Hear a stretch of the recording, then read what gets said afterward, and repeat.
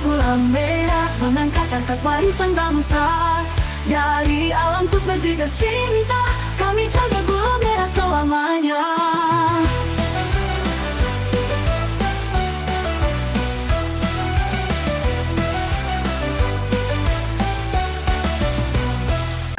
Mungkin dulu yang di Jogja sebagai mitranya itu mungkin karena dulu mungkin pernah merantau atau memang seorang yang profesional bisnis.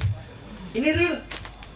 Jadi gula aren yang asli, yang tidak pakai gula rafinasi, yang tidak ditambah gula rafinasi. Nanti kenapa pakai rafinasi? Nanti saya ceritakan. Yang tidak pakai rafinasi itu 250.000 per kilo. Ini saya sedang merancang memberikan motivasi sama anak-anak muda nih. Ini peluang bisnis nih.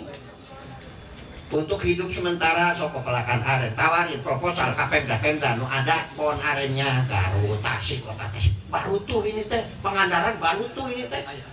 Cilacap, daya luhur tuh banyak sekali butuh pohon aren. Nah sekarang dia masih dicangkul dari pinggir sungai, dicangkul baru dipindahin, dibikin lubang. Kalau kita sudah bisa memperdayakan, ngapain dia susah-susah masuk pinggir sungai, ngegali terus mindah-mindahin. Tawarkan aja pakai pot, kirim satu lubang pokoknya tahu hidup, satu batang katakan 50.000 atau berapa, menggali berapa, ajak baru udah nganggur. Proposal, makanya harus jadi yayasan, karena duit nanti ada yang mengalir. Dah itu maril, kamu punya kenalan anggota DPR RI mah, anu Komisi Pertanian mah, carios ke ini Ciamis, namanya Ciamis, artinya ini kami sedang mengembangkan ini sesuai dengan nama kabupaten kami. Ciamis jadi terkenal seluruh Indonesia nanti. Boleh, kita punya cita-cita begitu boleh. Boleh. Ya, maka bagi ya, boleh. Jadi pemberdayakan, kade menanam, dengan menanamnya, jadikan itu proyek. Nggak usah jangan proyek anu kawas batu, pengaspalan ulahnya, iya itu proyek amalan yang menghasilkan air, kesehatan dan sebagainya. Ya, itu kalau yang murni. Jadi anak yang kebutuhan khusus aktif kasih minum itu mau dengan jahenya dengan apa, anaknya jadi rendah. Itu hasil penelitian kesehatan Jepang. Ada saya pernah dipanggil oleh kementerian dan dia minta dengan yang sangat luar biasa. Tadi dibilang kontinuitas, betul kan? Percuma ngomong bisnis juga kontinuitas. Dengan adanya perda, dengan ada penanaman aren, dengan ada batas umur penebangan, itu sedang membiarkan alam kita yang ditanamin aren itu nanti berlimpah ruah. Berlimpah ruah artinya kontinuitas ke depannya. Jadi akan bisa mengatur satu hari sekian kintal, kalau seminggu sekian, kalau sebulan sekian, saya bisa tawarkan ke buyer di luar negeri. Saya punya stok per bulan sekian ton. Itu dari kepastian kita punya pohon dulu. Kalau pohonnya nggak ada, waduh masalah begitu mah. Mau kualitas di kampung main, saudara dihabiskan, ya tarigu dimasukin, ada ati singkong. Nakal-nakalnya minta ampun ikan itu. Hati-hati. Nah saya mah tukang corak-coret kalau gitu. Yang berbahaya ya Pak Ji. Sangat berbahaya ya. Karena bukan saja akan menghilangkan kepercayaan, dampak makanan bekas, nasi aki, betul, digiling, dimasukin itu bakteri jenis apa di dalamnya akan merusak kesehatan pembeli. Betul. Biasanya BP POM berpikir satu, ketika produsen ngomong untung, ngomong berhasil, ngomong untungnya besar, tapi makanan yang dimakan oleh konsumen, ada undang-undang tentang masalah konsumen masalahnya, itu akan merugikan kesehatan, ditutup oleh BP POM. Nggak bakal dikasih BP POM atau PIRT, nggak bakal. Karena yang dipikirkan adalah ribuan orang yang mengkonsumsi itu wajib dilindungi oleh negara melalui BP POM, ketimbang satu produsen yang nakal, mending ditutup. Modelnya begitu negara mah. Jadi yang banyak. Jadi kalau 1 ton orang satu hari hanya minum gulanya itu katakan 20 gram. 1000 dibagi 20 gram itu 50 orang. Ya, 500 orang yang makan dari gula. Masa 500 orang harus sakit perut? Sementara satu produsen dibiarkan? Nggak begitu juga. Produsen juga harus ditegur. Kalau Anda nakal, Anda saya cabut izin usahanya. Bila perlu di polis lain. Polis lain teh apa ya? Betul. Dilarang produksi gitu ya. Polisi, mumpung ada Pak Polisi. Itu maksudnya ya. Jadi saya bismillah di belakang ini. Salam kenal baru pertama ketemu ya. Ya ini ya. Jadi mudah-mudahan ke depan kita bisa bersama. Kalau nanti udah belum bikin yayasan, ayo orang milari notaris. paling 4 juta perak lah, maaf lah, bukan lagi ngecilkan alat, sok cepat bikin yayasan. Motivasinya itu nanti melestarikan pohon aren yang mau punah. Oh pasti disetujui itu negara ya masalah literasi nanti diskusikan lah. Terus sumber air ya, sumber kehidupan pohon di sekitar pohon aren, redup rindang ke bawah-bawahnya, tumbuh lumut, tumbuh macam-macam. Itu kan lumut bisa dimakan binatang apa dimakan apa, karena itu siklus kehidupannya kan jadi hidup. Betul. Ya, termasuk rasa itu tadi.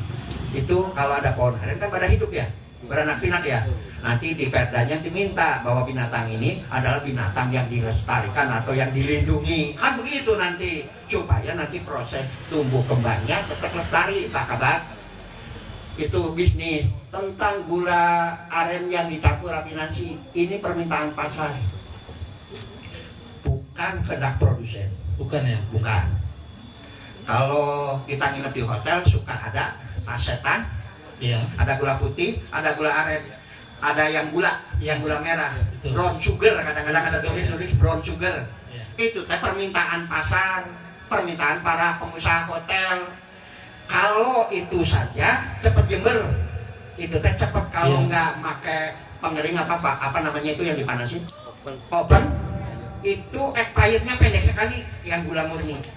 Tapi kalau ada rafinasi tanpa oven sekalipun, apalagi di oven, expirednya bisa 4 kali lipat dari yang tidak pakai gula rafinasi. Karena fungsi gula rafinasi itu tidak mengandung H2O. Udah kering sekering-keringnya, sehingga kalau digabung dicampur dia mengikat, kerasnya bertahan 4 kali lipat dari yang dipakai itu. Yang menyenangi hotel, karena hotel tidak mau rugi rupanya kalau dia beli untuk pakai 1 tahun. Bro, sekian saset atau sekian ribu saset atau sekian puluh ton itu disasetkan supaya tidak expired sebenarnya. Nah itu urusan bisnis sama hotel, Pak. Yang kedua, pabrik roti. Iya. Air ini saja boros, rasa manisnya kurang nendang. Beda kalau ada unsur gula putihnya, separohnya dia komposisi adukannya, campurannya. Kalau ada gula rafinasinya sudah manis. Roti yang pakai gula aren itu mesti ada rafinasinya supaya cepat manis. Itu mah tugasnya bisnis ya. ada ya. Oh belum? Iya. Tapi kan Pak Haji, Ya. rafinasi itu kan ada beberapa pelaku yang disebutnya nakal lah, pelaku nakal yang katakanlah itu kan disubsidi tuh. Nah banyak rafinasi itu kan lalu diolah kembali menjadi besar lah gitu. Nah itu mungkin seperti apa? Nanti season yang lain itu. Yang sekarang nanti nanti yang di sebelah saya nanti kesinggung ini. Ya, Karena fungsi pengawasannya beliau ini. Justru itu Pak Haji, kan di sini ada lebih yang ahli lah ya, satgas pangan gitu kan. Sabar dulu ya Nang ya. Nanti season yang kedua ya. Iya, baik. Jangan dibuka. Namanya saya buka sedikit, namanya rembesan. Itu akan menghantam pengusaha tebu lokal, petani tebu, pengangkut tebu, penggiling tebu. Itu akan terhantam kalau gula rafinasi sampai kepada pasar umum. Selisih harganya sekarang 3.000 sampai 4.000 rupiah. Nah kalau orang berpikir bisnis tulen, maka bakal untung sakilo 3.000, 1 ton 3 juta.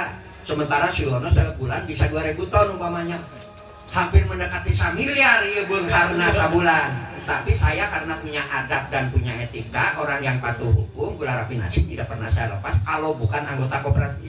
Saya mah hanya menjual kepada anggota yang anggotanya sudah teridentifikasi oleh Menteri Koperasi memang menggunakan gula rafinasi.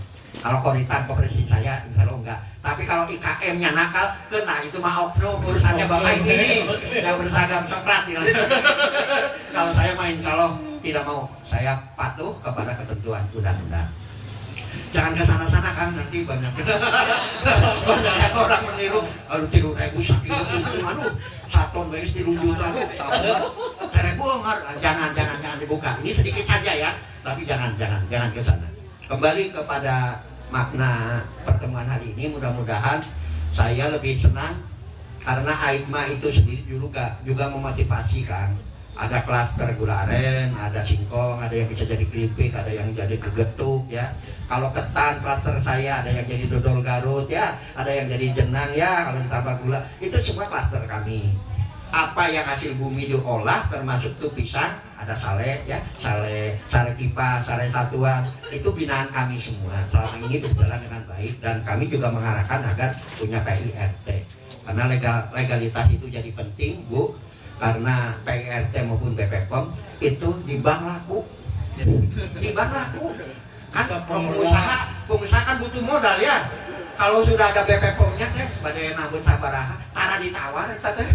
Biasanya kalau BPOM, kalau PIRT masih ada tawar menawar lah.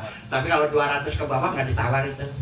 Artinya orang ini memang sudah benar komitmen dengan aturan negara, usahanya sudah jelas, maka bank teh melihat PIRT dan BPOM teh ada sila-sili. Udah PIRT ya Pak? Sudah Pak Siono.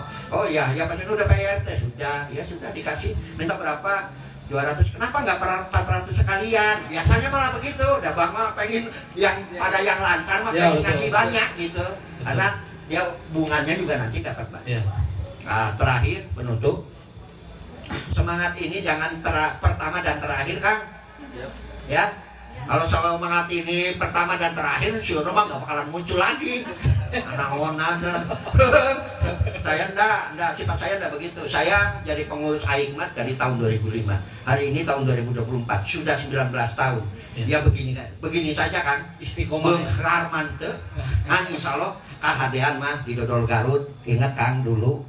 Dodol cuma hitam dan putih, putih dan hitam, putih doang, hitam doang. Ya, hari ini sudah 12 rasa. Insya Allah Siono ada di dalamnya tuh. Ada rasa nanas, rasa nangka, rasa durian. Inovasi. Ya, pernah dipanggil di Jogja.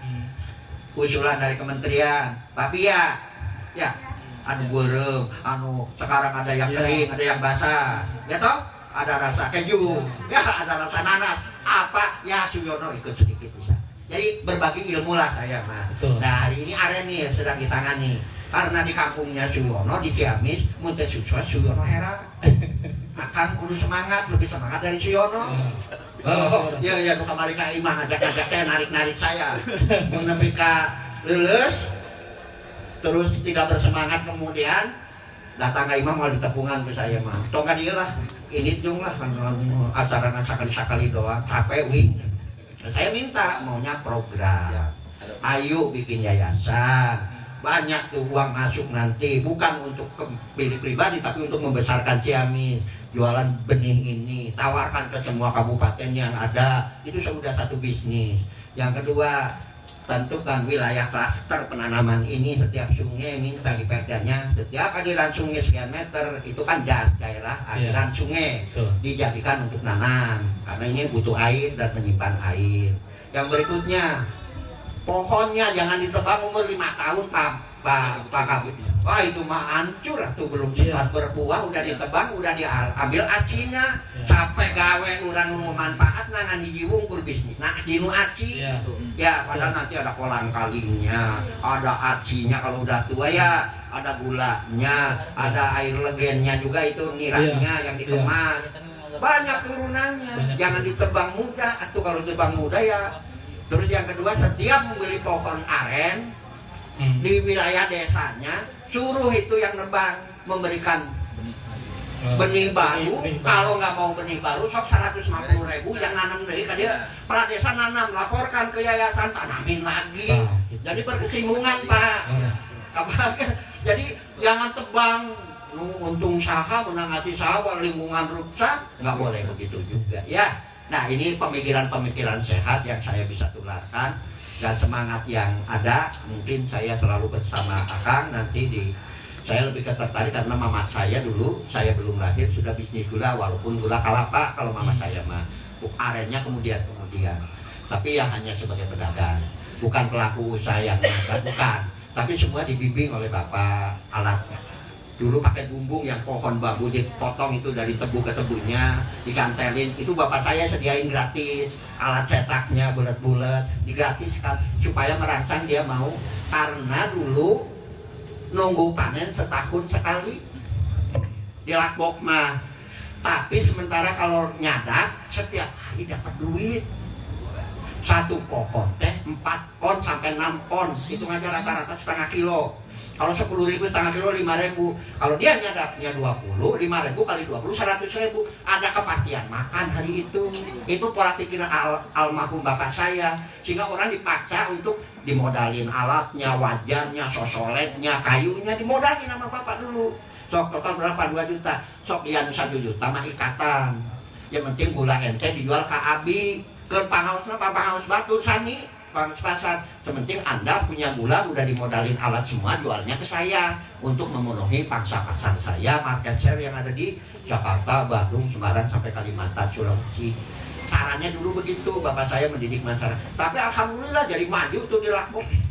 Sekarang mungkin pajak di apa kalau pembelian barang itu namanya PPN terbesar kecamatan Ciamis mungkin ada di Lakbok, karena satu koperasi kaya saya aja bisa 2.000 ton. Kalau 2.000 ton kan 2 juta kilo. Padahal itu Pak, 1 kilonya saya bayar PPN itu sekarang 1.440 per kilo kali 2 juta. Oh, itu duit kan negara. Belum dibayar di muka. Belum PPN penjualan, belum PPN badan, belum PPN tetap saya penghasilan. Ini ya kayak saya puluhan di Lakbok teh, hampir ada 20. Berat ke Cilacap, ke Purwokerto, ke Tegal, ke Balongan, Banjarnegara, ke Bandung, ke Kalimantan, Sulawesi. Kami juga ke Bulukumba ngirim. Gitu kan? Jadi harus ada pengusaha yang peduli kembali kepada di mana dia berpijak kan. Nah, saya sedang ingin nih berkawan. Kalau mau dia berkawan, kalau enggak ya nggak apa-apa. Tapi intinya saya kalau yang begini itu semangat, Pak Kabar.